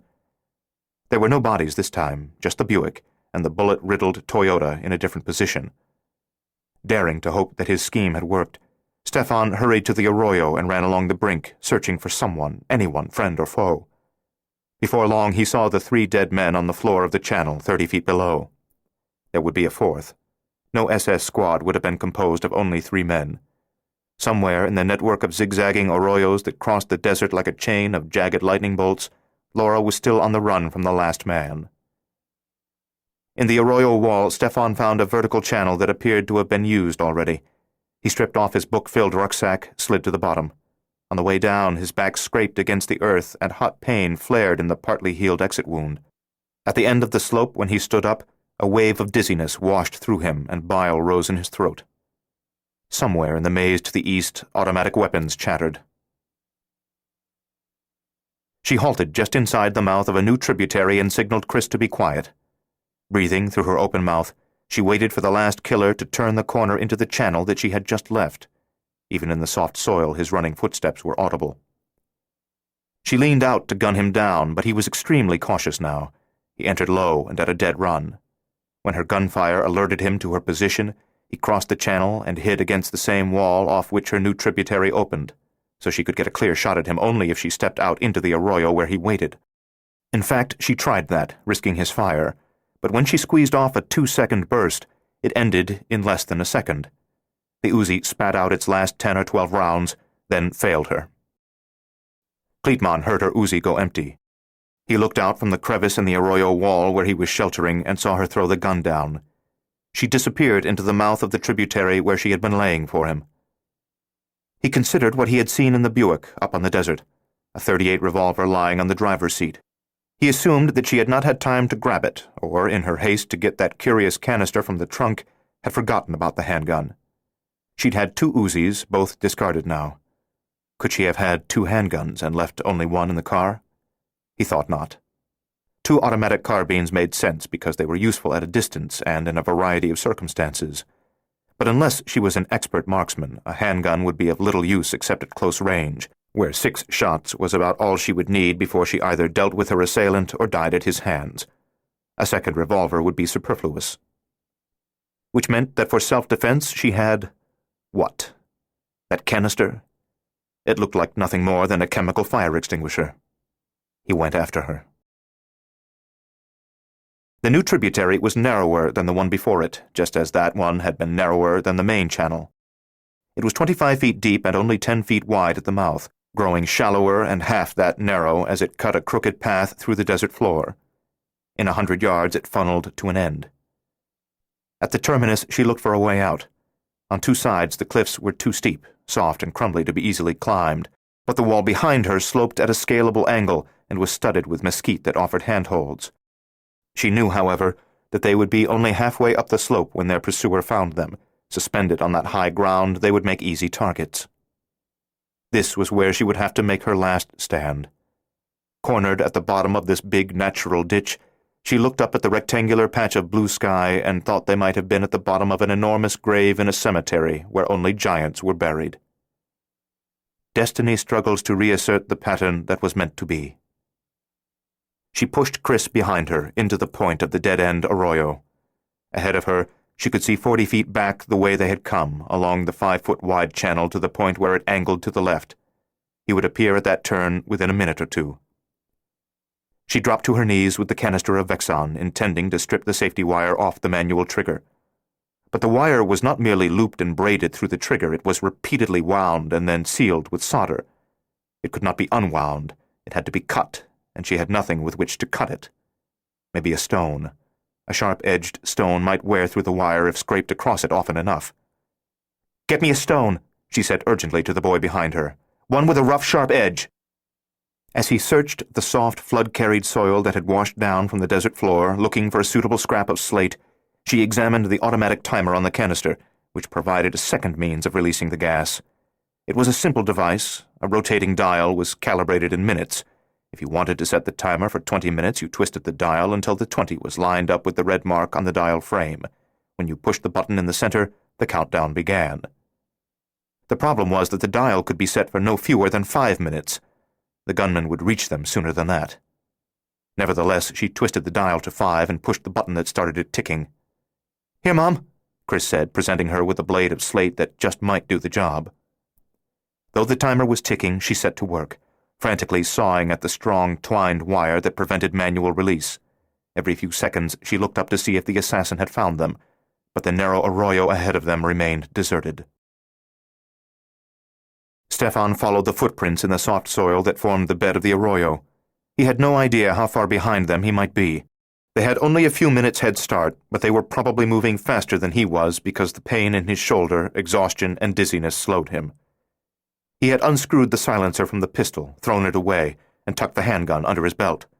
He carried the Uzi in both hands at the ready. Crichton had thrown away his Ray-Bans because the floor of the arroyo network was shadow-swaddled in many places, especially as they moved into narrower tributaries where the walls closed in and left less of an opening above for sunlight to enter. His ballet loafers filled with sand and provided no surer footing here than on the slate of the desert above. Finally, he paused, kicked off the shoes, stripped off the socks, and proceeded barefoot, which was a great improvement. He was not tracking the woman and the boy as swiftly as he would have liked, partly because of the shoes that he had discarded, but mainly because he kept a watch on his backside every step of the way. He had heard and seen the distant display of thunder and lightning. He knew Krieger must have returned. Most likely, as Crichton stalked the woman and boy, Krieger was stalking him. He did not intend to be meat for that tiger. On the timer, 2 minutes had ticked off. Laura had sawed almost as long at the wire, initially with the blade of slate that Chris had found, then with a second that he had turned up when the first piece crumbled in her fingers. The government could not make a postage stamp that could be trusted to stay on an envelope, could not build a battle tank that was capable of crossing a river on every attempt, could not protect the environment or eliminate poverty, but it sure as hell knew how to procure indestructible wire. This stuff must be some wonder material which they had developed for the space shuttle and for which they'd eventually found more mundane uses. It was the wire God would use to guide the tilting pillars that held up the world. Her fingers were raw, the second chip of slate was slick with her blood, and only half the strands of wire were cut when the barefoot man in black slacks and a white shirt rounded the bend in the narrow arroyo 40 feet away. Crichton edged forward warily, wondering why the hell she was struggling so frantically with the fire extinguisher. Did she really think a blast of chemical fog would disorient him and protect her from submachine gun fire? Or was the extinguisher not what it appeared to be? Since arriving in Palm Springs less than 2 hours ago, he had encountered several things that were not what they appeared to be. A red curb, for instance, did not mean emergency parking, as he had thought, but no parking at any time. Who could know? And who could know for sure about this canister with which she was struggling? She looked up at him, then went right back to work on the handle of the extinguisher.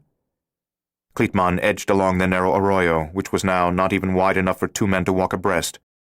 He would not have gone any closer to her except that he could not see the boy. If she had tucked the boy in some crevice along the way, he would have to force her to reveal the child's whereabouts, for his orders were to kill them all, Krieger and the woman and the boy. He did not think the boy could be a danger to the Reich, but he was not one to question orders. Stefan found a discarded pair of shoes and a tangled pair of black socks caked with sand. Earlier, he had found a pair of sunglasses. He had never before pursued a man who had undressed during a chase, and at first there seemed to be something funny about it. But then he thought of the world portrayed in the novels of Laura Shane, a world in which comedy and terror were intermingled, a world in which tragedy frequently struck in the middle of a laugh, and suddenly the discarded shoes and socks scared him because they were funny. He had the crazy idea that if he laughed, that would be the catalyst of Laura and Chris's deaths. And if they died this time, he would not be able to save them by going back in time and sending them another message sooner than the one he had sent in the bottle, for the remaining window for such a feat was only 5 seconds. Even with an IBM PC, he could not split a hair that fine. In the silt, the prints of the barefoot man led away to the mouth of a tributary. Although the pain in Stefan's half-healed shoulder had wrung sweat from him and left him dizzy, he followed that trail as Robinson Crusoe had followed Friday, but with more dread. With growing despair, Laura watched the Nazi assassin approach through the shadows along the earthen corridor. His Uzi was trained on her, but for some reason he did not immediately blow her away. She used that inexplicable period of grace to saw relentlessly at the safety wires on the trigger of the Vexon canister. Even in those circumstances, she held on to hope, largely because of a line from one of her own novels that had come back to her just a moment ago. In tragedy and despair, when an endless night seems to have fallen, hope can be found in the realization that the companion of night is not another night, that the companion of night is day, that darkness always gives way to light, and that death rules only half of creation, life the other half. Only 20 feet away now, the killer said, "Where is the boy? The boy! Where is the boy?" She felt Chris against her back, curled in the shadows between her and the wall of the cul-de-sac. She wondered if her body would protect him from the bullets, and that if, after killing her, this man would leave without realizing that Chris lived in the dark niche at her back. The timer on the cylinder clicked. Nerve gas erupted from the nozzle with the rich odor of apricots and the disgusting taste of lemon juice mixed with sour milk. Crichton could see nothing escaping the canister, but he could hear it, like a hissing score of serpents.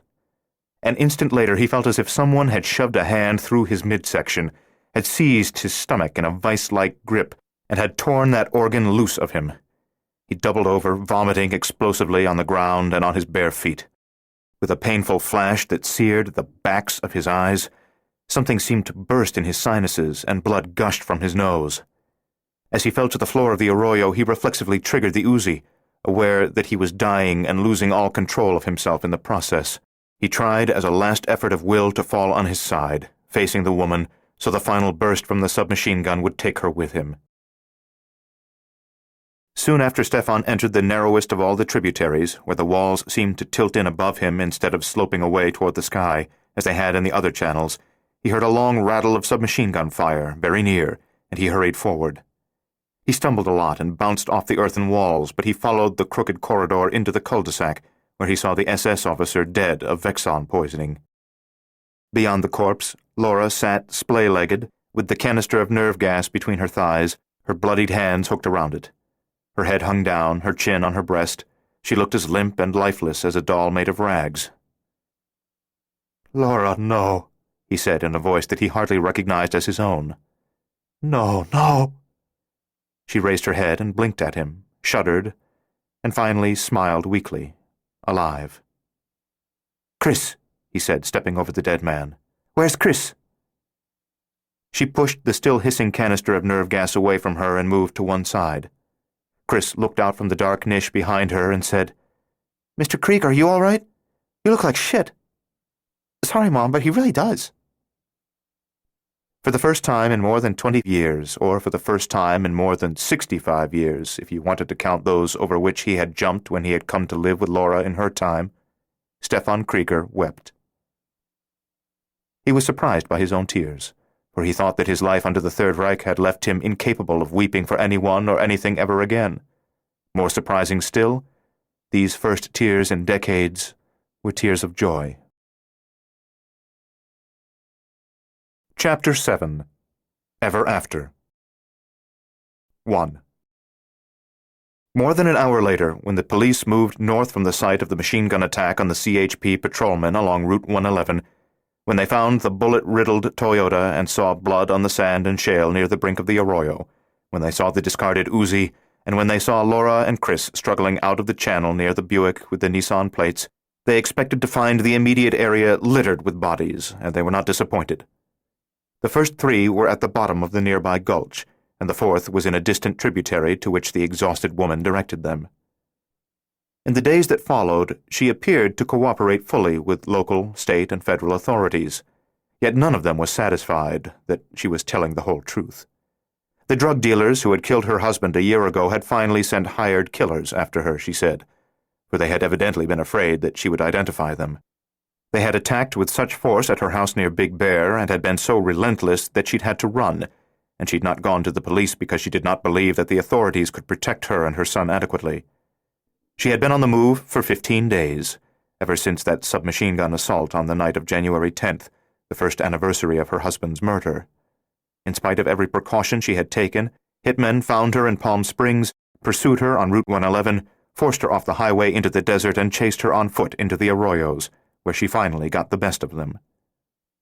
That story, one woman wiping out 4 experienced hitmen, plus at least the one additional whose head had been found in the alley behind Brankshaw's house, would have been unbelievable if she had not proved to be a superb marksman, the beneficiary of considerable martial arts training, and the owner of an illegal arsenal the envy of some third-world countries.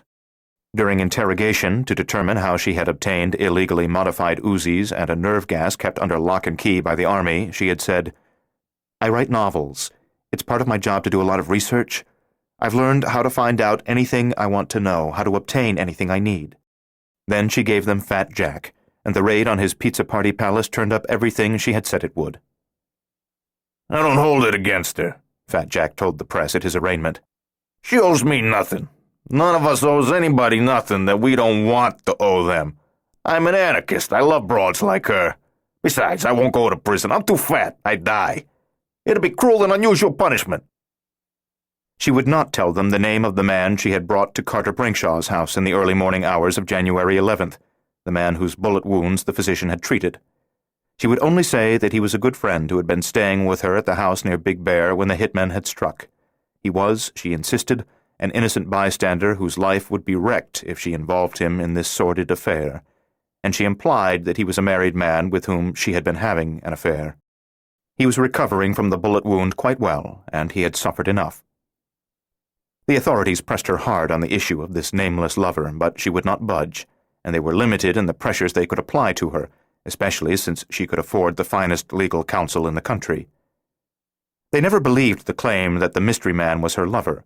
Little investigation was required to learn that her husband, only 1 year deceased, had been unusually close to her, and that she had not recovered from the loss of him sufficiently to convince anyone that she was able to conduct an affair in the shadow of Danny Packard's memory.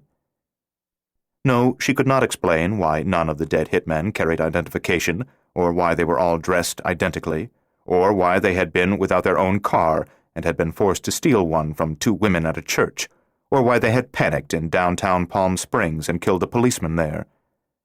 The abdominal flesh on 2 of the bodies had borne the marks of what appeared to be tightly fitted trusses of some kind, yet neither had been wearing such a device, and she knew nothing of that either. Who knew, she asked, what reasons men like that had for their antisocial actions? That was a mystery that the finest criminologists and sociologists could not adequately explain. And if all those experts could not begin to shed light on the deepest and truest reasons for such sociopathic behavior, how could she be expected to provide an answer to the more mundane but also more bizarre mystery of the disappearing trusses? Confronted by the woman whose Toyota had been stolen and who claimed that the hitmen had been angels, Laura Shane listened with evident interest, even fascination, but subsequently inquired of the police if they were going to subject her to the cuckoo fantasies of every nut who took an interest in her case. She was granite. She was iron. She was steel. She could not be broken. The authorities hammered at her as relentlessly and with as much force as the god Thor had wielded his hammer Mjolnir, but with no effect. After several days, they were angry with her. After several weeks, they were furious. After 3 months, they loathed her and wanted to punish her for not shivering in awe of their power. In 6 months, they were weary. In 10 months, they were bored. In a year, they forced themselves to forget her. In the meantime, of course, they had seen her son, Chris, as the weak link. They had not pounded at him as they had at her, choosing instead to use false affection, guile, trickery, and deceit to lure the boy into making the revelations that his mother refused to make. But when they questioned him about the missing wounded man, he told them all about Indiana Jones and Luke Skywalker and Han Solo instead. When they tried to pry from him a few details about the events in the Arroyos, he told them all about Sir Tommy Toad, servant of the Queen, who rented quarters in his house. When they sought to elicit at least a hint of where his mother and he had hidden out and what they had done in the 16 days between January 10th and 25th, the boy said, "I slept through it all. I was in a coma. I think I had malaria or maybe even Mars fever, see, and now I got amnesia like Wile E. Coyote got that one time when the Roadrunner tricked him into dropping a boulder on his own head."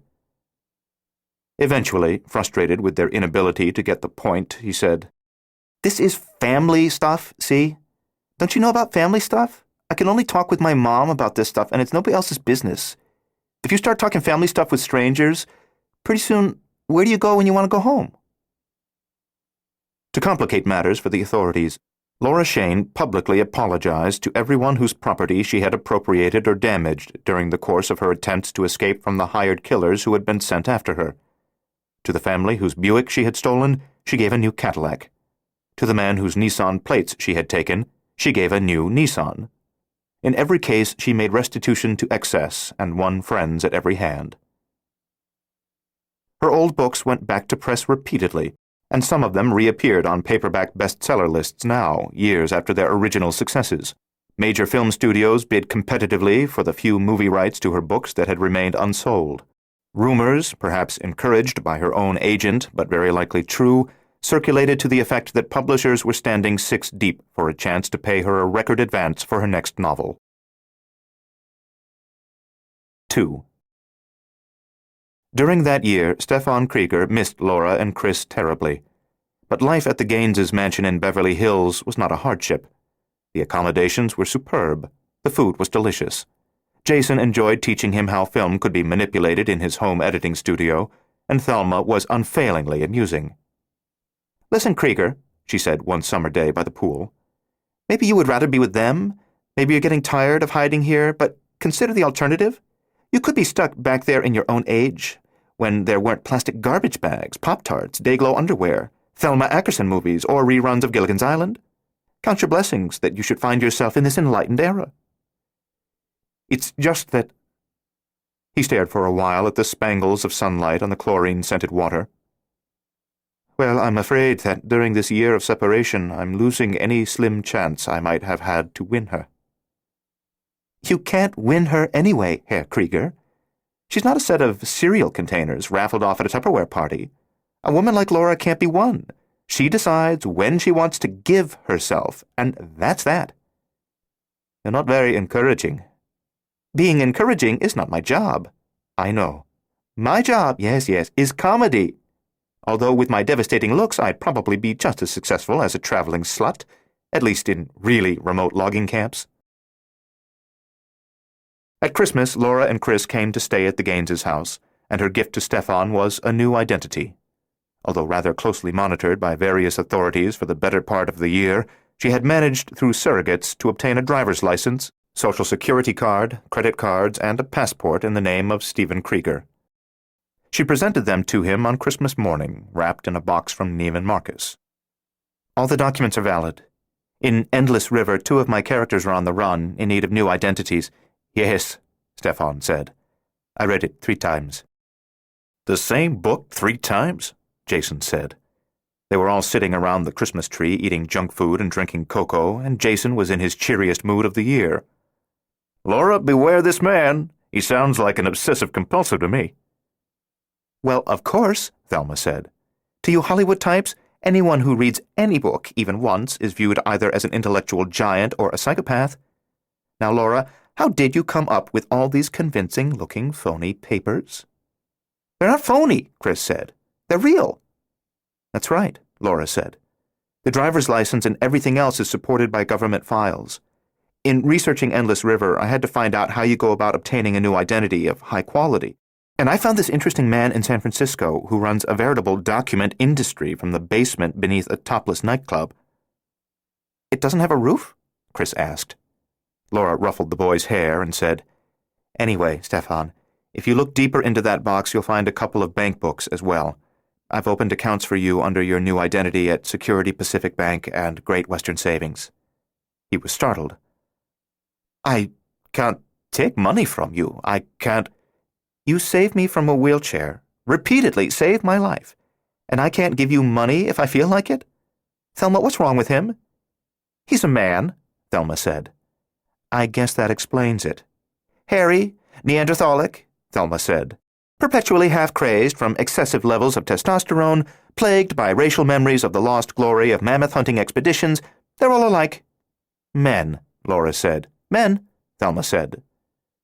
To his surprise, and almost against his will, Stefan Krieger felt some of the darkness fading from within him, and light began to find a pane through which to shine into his heart. In late February of the next year, 13 months after the events in the desert outside Palm Springs, Laura suggested that he come to stay with her and Chris at the house near Big Bear.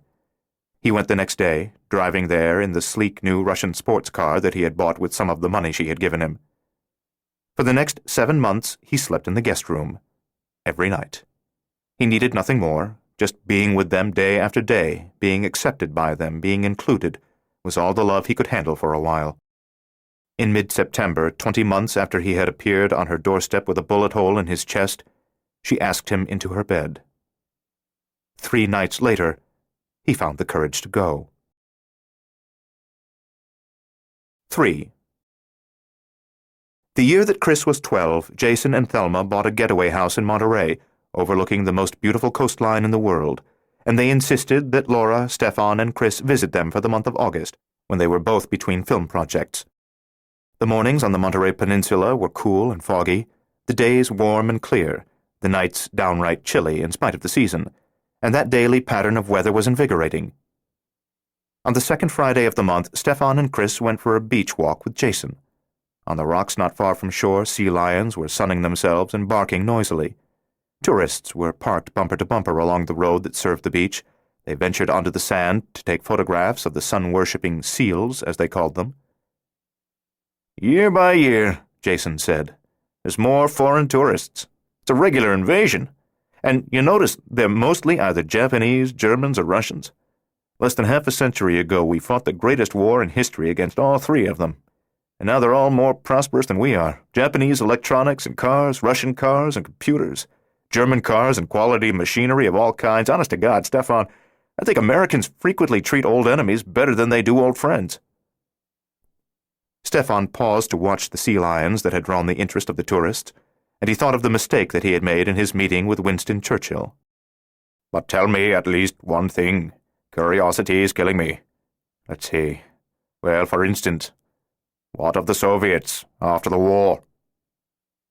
The old fox had spoken so casually, as if the question was one that had occurred to him by chance, as if he might as likely have asked whether the cut of men's suits would change in the future, when, in fact, his query had been calculated and the answer of intense interest to him. Operating on what Stefan had told him, Churchill had rallied the Western Allies to continue fighting in Europe after the Germans were defeated. Using the Soviets' land grab of Eastern Europe as an excuse to turn against them, the other Allies had fought the Russians, driving them back into their motherland and ultimately defeating them entirely. In fact, throughout the war with Germany, the Soviets had been propped up with weapons and supplies from the United States, and when that support was withdrawn, they collapsed in a matter of months. After all, they had been exhausted after the war with their old ally Hitler. Now the modern world was far different from what destiny had intended, and all because Stefan had answered Churchill's one question. Unlike Jason or Thelma or Laura or Chris, Stefan was a man out of time, a man for whom this era was not his destined home. The years since the Great Wars were his future, while those same years were in these people's past. Therefore he recalled both the future that had once been and the future that had now come to pass in place of the old. They, however, could remember no different world but this one, in which no great world powers were hostile toward one another, in which no huge nuclear arsenals awaited launch, in which democracy flourished even in Russia, in which there were plenty and peace. Destiny struggles to reassert the pattern that was meant to be. But sometimes, happily, it fails. Laura and Thelma remained in rocking chairs on the porch, watching their menfolk walk down to the sea and then north along the beach out of sight. "Are you happy with him, Shane?" "He's a melancholy man. But lovely. He'll never be Danny. But Danny is gone." Laura nodded. They rocked. "He says I redeemed him," Laura said. "Like grocery coupons, you mean?" Finally, Laura said, "I love him." "I know," Thelma said. "I never thought I would. Again, I mean, love a man that way." "What way is that, Shane? Are you talking about some kinky new position? You're heading toward middle age, Shane. You'll be 40 before too many moons, so isn't it time you reformed your libidinous ways?" "You're incorrigible." "I try to be." "How about you, Thelma? Are you happy?" Thelma patted her large belly. She was 7 months pregnant. "Very happy, Shane. Did I tell you? Maybe twins?" "You told me." "Twins," Thelma said, as if the prospect awed her. "Think how pleased Ruthie would be for me." Twins. Destiny struggles to reassert the pattern that was meant to be, Laura thought, and sometimes, happily, it succeeds. They sat for a while in companionable silence, breathing the healthful sea air, listening to the wind sough softly in the Monterey pines and cypress. After a while, Thelma said, "Remember that day I came to your house in the mountains, and you were taking target practice in the backyard?" "I remember." "Blasting away at those human silhouettes? Snarling, daring the world to tackle you, guns hidden everywhere? That day you told me you'd spent your life enduring what fate threw at you, but you were not just going to endure anymore. You were going to fight to protect your own. You were very angry that day, Shane, and very bitter." "Yes." "Now, I know you're still an endurer, and I know you're still a fighter. The world is still full of death and tragedy. In spite of all that, somehow, you just aren't bitter anymore." "No." "Share the secret?" "I've learned the third great lesson, that's all. As a kid, I learned to endure. After Danny was killed, I learned to fight. Now I'm still an endurer and a fighter, but I've also learned to accept. Fate is." "Sounds very Eastern mystic transcendental bullshit, Shane. Jeez, fate is? Next you'll be telling me to chant a mantra and contemplate my navel." "Stuffed with twins as you are," Laura said, "you can't even see your navel." "Oh yes, I can, with just the right arrangement of mirrors."